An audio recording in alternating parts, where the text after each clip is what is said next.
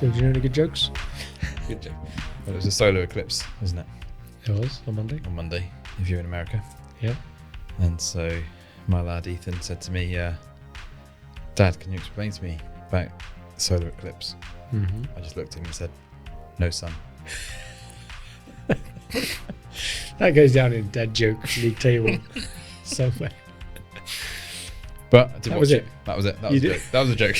That was a joke. So you watched it. Did you feel spiritually, I don't know, prompted, engaged? No, I was just sitting on the sofa. It was just an astronomical event for you, was it? Yeah, it's always interesting, isn't it? I think if you're there, I think if you're probably there in person, it's a bit more Yeah. engaging, isn't it? I think the bit I enjoyed most about it is to see the graphic that came out from Airbnb showing how their bookings of 100% of all available properties in an area. No, okay. And it mapped exactly the path, the right width and everything, the path of the solar eclipse going across the States. Mm. So it's a great way of using big data to tie into a news story. Yeah. There you go. There you go. Mm. So we could do something about AI, couldn't we? We could Next talk about AI. podcast. We haven't done an AI podcast for a while. Should we do a podcast then? Let's do that. Okay.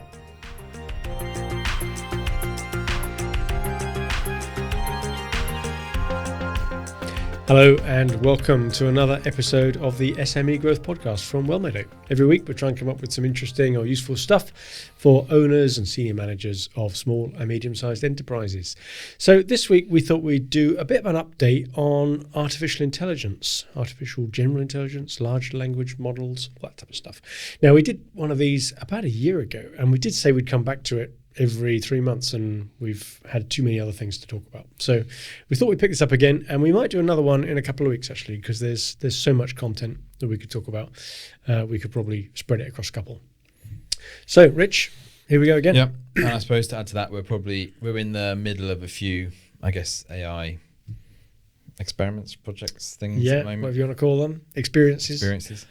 So yeah, we can feed back on some of those when they're a bit more developed, probably. Yeah, exactly. So I don't know about you, but could bread and butter stuff. ChatGPT is now a way of life. We're using it all the time.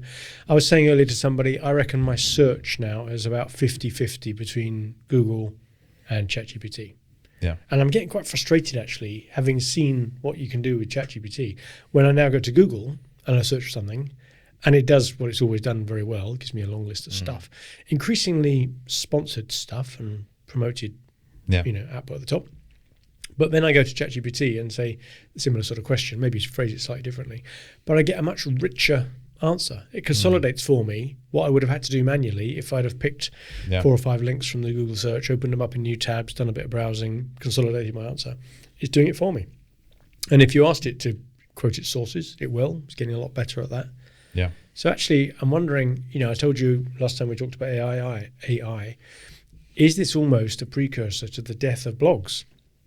Because if people stop using Google for search, the whole point of blogs was to rank better on your search engine optimization, your SEO, and you did that by writing blogs to generate traffic. Well, if people desert Google in enough numbers and they all go across to an AI model, even if they use Google's one part, if it's more unattributable about the source that it's picked it up from, then we don't have to write anything anymore, right? Because no one's going to read it. I suppose this is still an argument writing it for the sake of just a good piece of prose, isn't it? Or for the art. For the art of it. Well, I like the idea of that. But I'd write something very different. You'd write it more. Well, I would say flowery. even in our blogs, not all of them, because we haven't got that yet, but we are... I suppose it's not really AI related, but we're doing we did a whole podcast on should you kill your content, and we're killing a load of content in the process. But HubSpot have just brought out a new feature for putting an AI voiceover over your blog. So you just install the little plugin and you can pick a voice style that you'd like. And I suppose in time you can probably put your own in. I imagine that's where it will go, isn't it? You could either model it on your voice. Of our dulcet tones. So when you've got a bit of a cold, like I think I've got today, you can sound fresh as a daisy anyway. But yeah, we'll just sit there and read the blog out to you. Now that worries me a bit. I suppose because we're quite enjoying our podcast, our journey, and we're on episode 60 something or other. Yeah. And I think we're sort of getting the hang of them, and that's okay. And I like the fact that it's making it more accessible, this tool that you've talked about. But you're almost dumbing it down to make it accessible by just saying, write something, and then a machine will speak it for you and Yeah. publish it on Spotify and all the other outlets as a podcast. But it's not really a podcast, is it? It's a voiced blog. Yeah. I mean, I don't know if that's. I think they are just, maybe it's an accessibility thing or a voice blog. I don't think they're advertising it as a podcast, but there are other tools out there that are doing that. Where you can just put the text in it. Well, no, there was that thing. HubSpot, as you know, are forever coming up with new features, and last week's one was a whole new hub. For those familiar with HubSpot, is plus a number of hubs. Yeah. Marketing hub and sales hub and service hub. And they used to have this one for websites that they called CMS hub, which wasn't a great one, content management system. Anyway, they've renamed it Content Hub. And they're talking there about it being jam-packed full of AI tools. So you've got AI image generators, AI writers. There's that tool you just talked about. You write a blog and it voices it for you. But they've also put a podcast platform on it now as well. So if you want to have a podcast, you can do it all through HubSpot. You'll pop it out through all the channels and all that. But there's still this leaning to try to make it easy to create it, to the point where I worry that we're losing the quality of it. If you make it too easy to do something, then how would you find good podcasts anymore other than by recommendation? Because it's just, you think you're going to go into this interesting subject and you realize that it's a voiced up version of a monologue. As Malcolm Muggeridge said many years ago, we're educating ourselves into imbecility. Imbecility, exactly. And I think that's... I like it that you can quote the source of a quote like that. I could have told you the words and I never got a clue who said it. But it is true, isn't it? That is the danger of this. Whilst it can be very useful from a productivity point of view, and we've talked about that on the podcast before with Roger Martin Fagg and people. We've got to automate that, but at the same time, you've got to have that cautionary note. If you make it too easy, and as I say, if everyone's creating blogs using AI, then there's nothing new because AI is only learnt on what it's been trained on. So there's an argument, I'm sure we talked about this last time as well, of have we reached peak human knowledge? Any new knowledge now gets created in the AI space because humans are just learning from all that stuff that AI has told them. Well, Arnold Schwarzenegger has been trying to warn us about this for many years. Well, not just him. Through the Terminator movies. He said, Skynet, we've been warned. Yeah, we have. Elon Musk is now picking up the mantle. Well, the last couple of years he's been banging on about it. Got to be careful. And didn't he come out this week with some prediction about where it will get to by next year? Yeah, it's supposed to be more intelligent, isn't it, than a human. Than the most intelligent human or something. Yeah, now there was a book called The Point of Singularity that tried to work this out about 15 years ago by Ray Kurzweil. See, I remember that name. Oh, yeah. And he came to all sorts of algorithms to try and work out when will general artificial intelligence reach the point of a human. And he came up with the answer of 2047. And he said it's very hard to predict round corners, but progress is exponential. And therefore it's almost unimaginable now. But if things are doubling every year or whatever, then actually you get there remarkably quickly. But now his prediction, which at the time sounded a bit fancifully soon, here we are in 2024 thinking it might happen next year. Well, I watched someone speak the other day and I can't quite remember the reference. Memory fails me on this occasion. But there was a chap talking about medicine and life expectancy, saying that over the next 5 years, technology will develop at such a rate that you could live to 500. So at the moment, medical advances are probably giving you 25% back. So let's say we're supposed to die at 70, then we're dying at about 90. Sounds like Logan's Run. The rules in my economy. But in Richard world, when I'm king. Firm but fair. But yeah, saying that we're getting about 25% of our life expectancy as a bonus now because of medical advances. Each year. Yeah, okay. So he said, but that's only going to accelerate with AI and I guess personalized medicines and everything else that comes with that. And how do you fund a universal, free at the point of use healthcare system when anybody can live for 500 years? Get sick though. That's the thing. Well, I think we just get sick and then cure it and get sick of something else. Get sick of living, maybe. Yeah. I'm sure I heard someone say the first person to live to 150 has already been born. Yeah. And actually, that's not as astounding as it sounds, is it, when you think it through? Sometime in the next 150 years, someone will get to 150. So anyway, we traded off a bit there, but yeah, AI. So I'm still using ChatGPT for all the usual stuff. I guess you are as well. You need a quick consolidation of something, or summarize this document for me, or come up with a pithy phrase for this, or write me a job description for that. It's become just so natural now. It's almost boring to talk about it. I still say it's a bit starter for 10 in a lot of cases. You still have to be a little bit cute with your prompts. Don't trust it. You've got to know enough to spot when it's made a mistake. Yeah. Yeah, for sure. So be careful with that. But as a starter for 10 on things, or if you've, I don't know, I found the other day I was trying to write something in a particular style, and I kind of wrote the outline very roughly and then threw it into ChatGPT, got that to reorganize it as a way. Yeah. And it was so much quicker than just trying to sit there and do it yourself. But I was doing some advert wording on Microsoft for Bing adverts the other day, and you type in your own headlines and descriptions and click the button where it offers to reword it for you and make it better. And I must have clicked 10 different versions of the same thing, and every one of them made it worse. Yeah, they just, you can't tell nuance. I think unless you're in control of the prompting, then it's kind of, it is guessing, it's too blunt. Yeah. Yeah. I do find that with some of the HubSpot AI. Yeah. You just end up with a kind of... Now, there is a new HubSpot AI thing that they've just come out with at beta, which we've signed up for, but it takes 3 months to train, so we're not yet sure whether it works or not.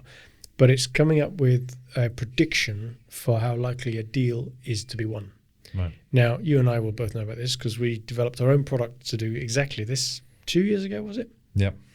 Which was based on machine learning, lots of algorithmic regression-y type stuff, trying to work out what mattered. But we were doing it programmatically, and we pulled away from it in the end, didn't we? Because we knew that AI was likely to solve this problem within a few years. So we knew it would be a defunct product. Anyway, HubSpot have now come up with one, and they say they look at everything that the deal has as a property that it can know about, historical and current. Yep.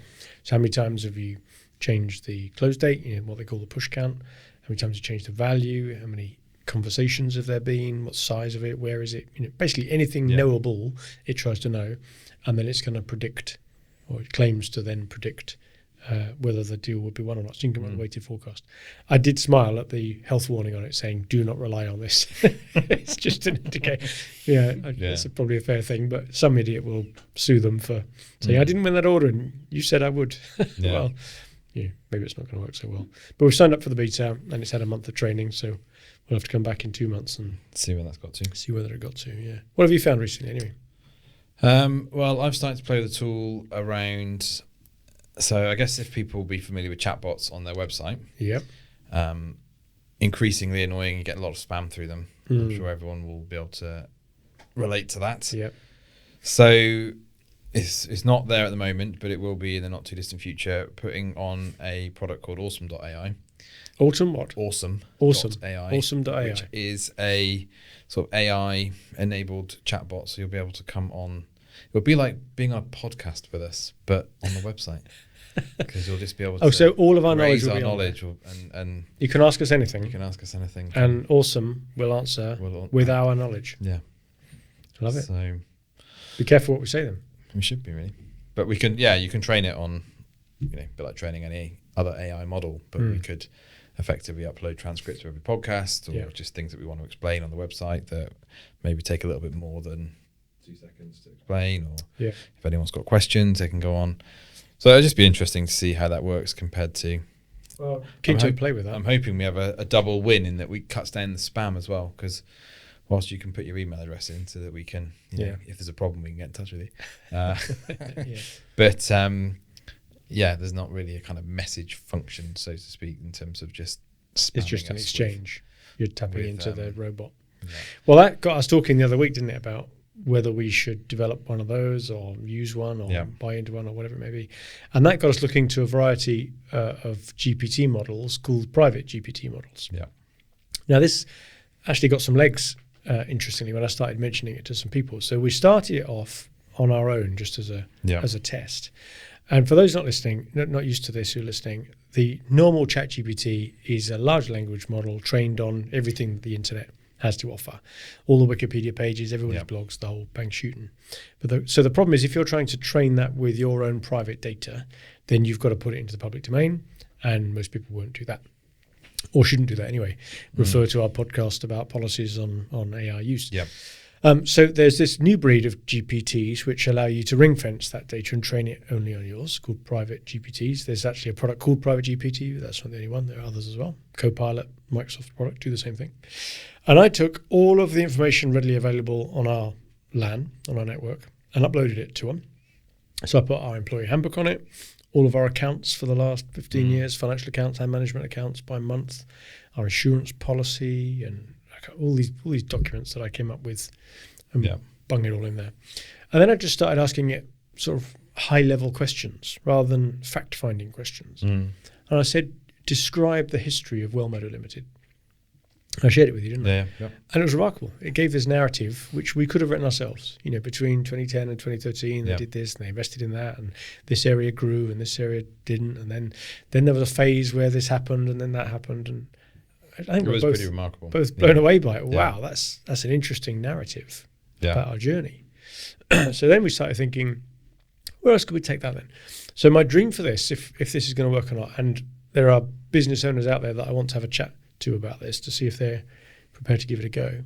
But imagine if you uploaded it with every month's management accounts, including trial balance, maybe some output from the CRM system, what deals are in the pipeline, and maybe something to do with your cash, maybe your bank balance or in your bank statement. Basically, just throw at it whatever you can. Throw the kitchen sink at it, but in a private space. And then each month when you upload the new stuff, instead of asking it to go and find a piece of information, ask it for an opinion. And ask it a question like, what should the board be discussing this month? Yeah. Now, I'd be fascinated to see how that goes, because we could have insights that we've never had before. If it's had all the risk registers put in there before, all the ISO audit results, basically the lot, then it might come up with something to say, did you realise it's been 3 years since this? Or every 20 months this happens and you're overdue one. Yeah. Or even just your insurance is due for renewal next month and you never challenge it and you're paying too much. Yeah. Or, I don't know.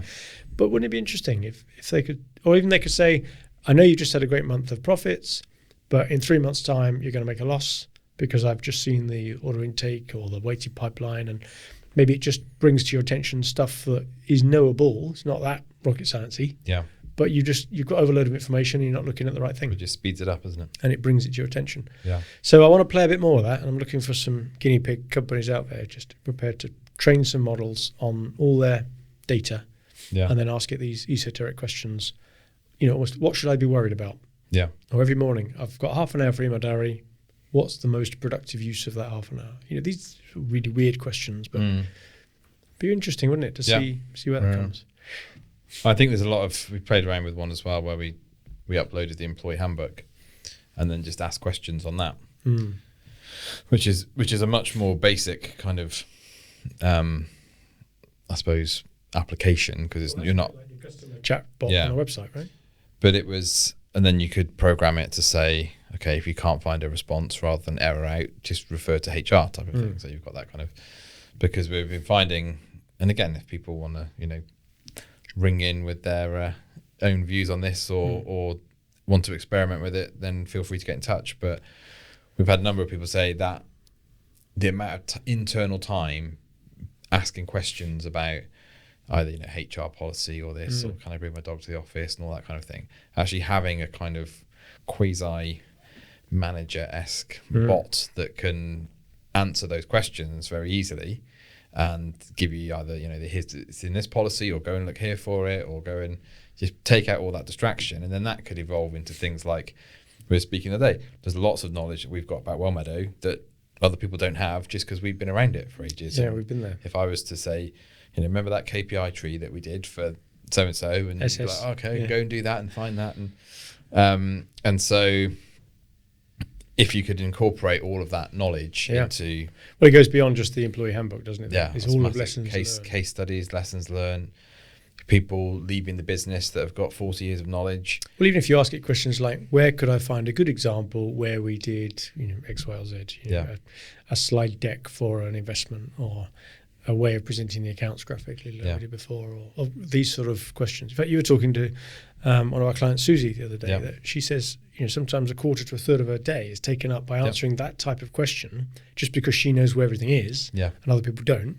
And even though it's all publicly accessible on the land, not publicly, but internally accessible, people will find it easier to go and ask the person who knows rather than look it up. And oftentimes it's probably more senior people that have that experience, because they've either been around longer or they've been involved with those things. Yeah. So being able to democratize that in some way, or signpost people or whatever, you think, well, if you could save everybody in a business an hour or two a day or a week or whatever, it's a big productivity. But all these things add up. 10 things each saving an hour. That's a hell of an impact. So, So we're experimenting with that as well. We've done it with the employee handbook, but Yeah. I'm quite interested. We've got a whole repository of tools that we've developed over the years. Some of them got templates in, some are maybe referencing something we've done, but not very articulately, so we could talk it over. But we could have a chat about it like this, transcribe it, put that, feed it in. Absolutely. It would be interesting That's the beauty of it, isn't to it? learn from that.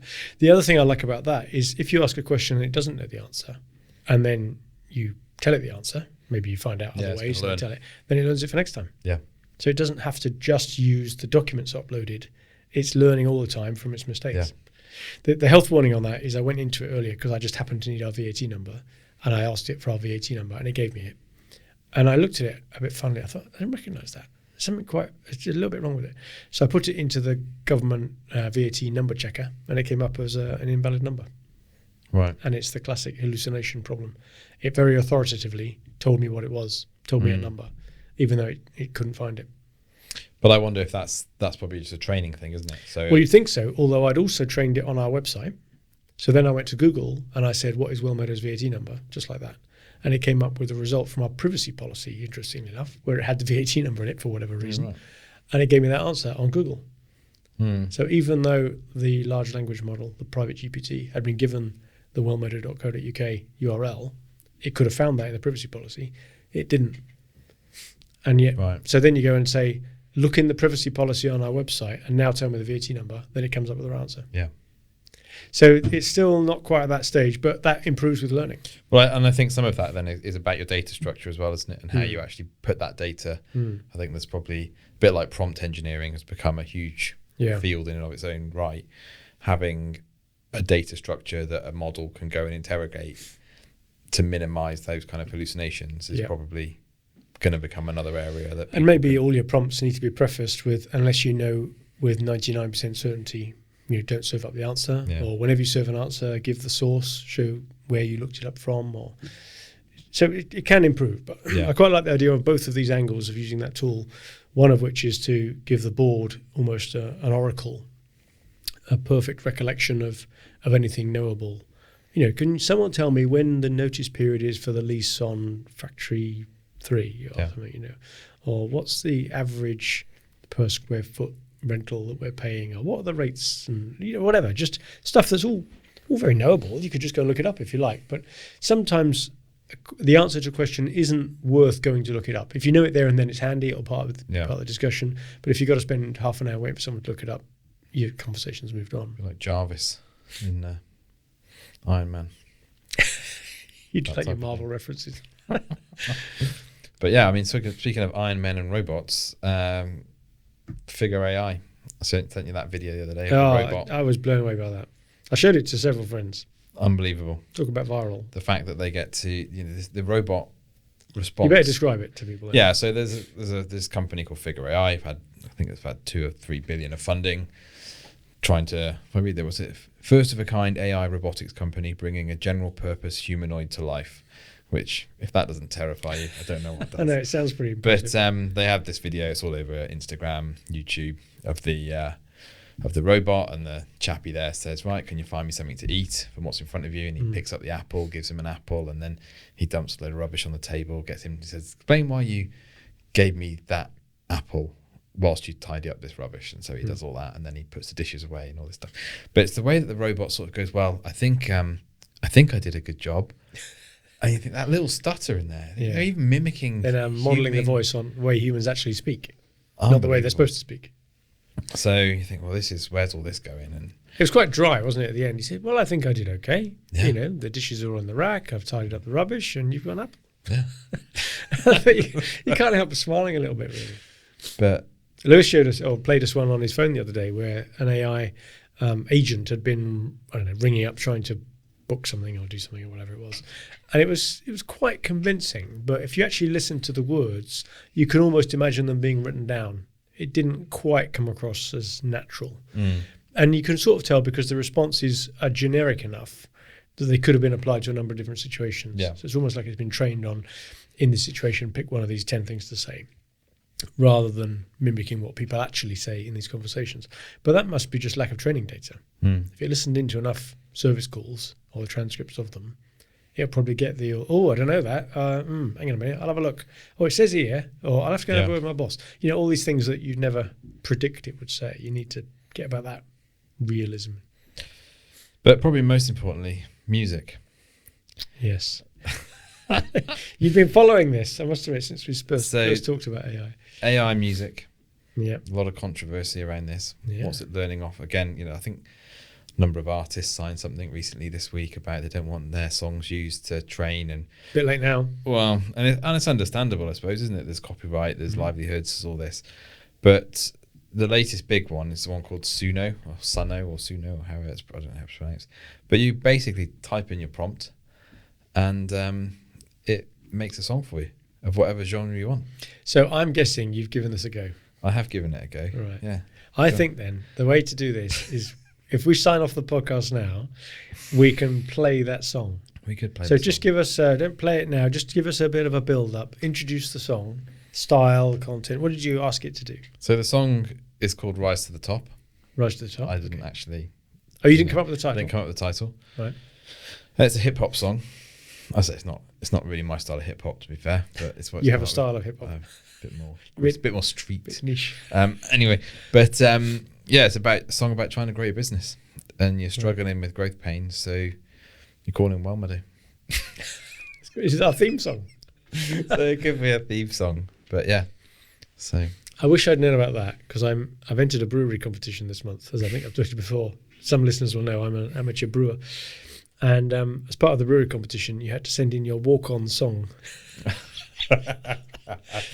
So if Dark Farm Hops are listening over in Aberystwyth, I'll be coming over at the end of April to the competition with my walk-on song. But what I should have done is gone to Suno and I had a custom one. You could have had a custom, yeah. God, I missed a trick. What if I can change it? Don't know. Anyway, I want to hear this Suno one now. So we'll sign off the podcast and then we can play it. And maybe after that, we'll include that video of the, what's the robot with the apple? Oh, yeah, Figure AI. Figure AI. So if you stay listening, and certainly if you're watching, and you can watch us on either Spotify or YouTube rather than just listening, then you'll see that one coming up. So we'll sign off now then. Thank you very much for listening or maybe watching another episode of the SME Growth Podcast from Well Meadow, where every week we try and come up with something interesting or useful for business owners and managers of small to medium-sized enterprises. Click follow, tick the little alarm bell so you're told when new ones are coming up, which is every week, and tell your mates about it. And as promised, we're going to cut away now and play you for the very first world premiere of Richard's song, Rise to the Top. Rise to the Top by Suno. Take it away. I'm grinding every day, trying to make my dreams come true. But this business game, man, it's harder than I ever knew. Struggling with growth pains, feel like I'm stuck in a loop. But then I heard about a company called Well Meadow. They stay true. Well Meadow, yeah, they got this strategy. Oh yeah. Well Meadow, without spot, that's the key. Oh yeah. Well Meadow, content creation, bringing it to the masses with their help. I'm gonna rise to the top. No more second classes. They analyzed my business, saw the gaps and the flaws. Well Meadow came in like some business saving guys. They laid out the plan, showed me where I should focus with their guidance. Success, yeah, you know I'll never lose.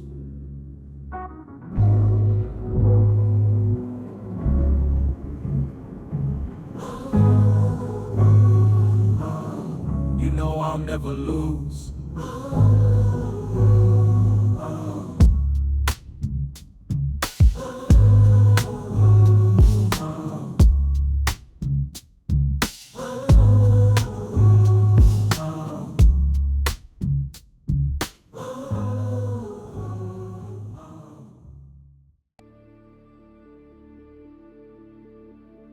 Hey, Figure One, what do you see right now?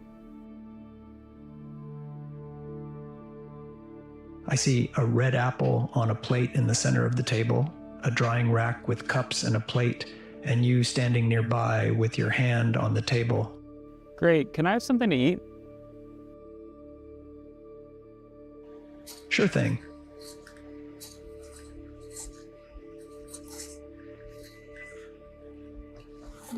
Great.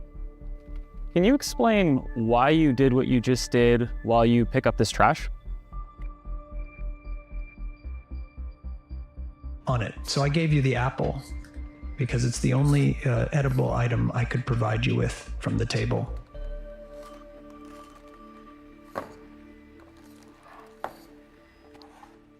Great. So, based on the scene right now, where do you think the dishes in front of you go next?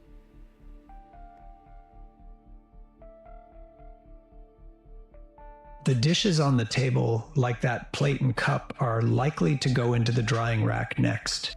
Great. Can you put them there? Of course.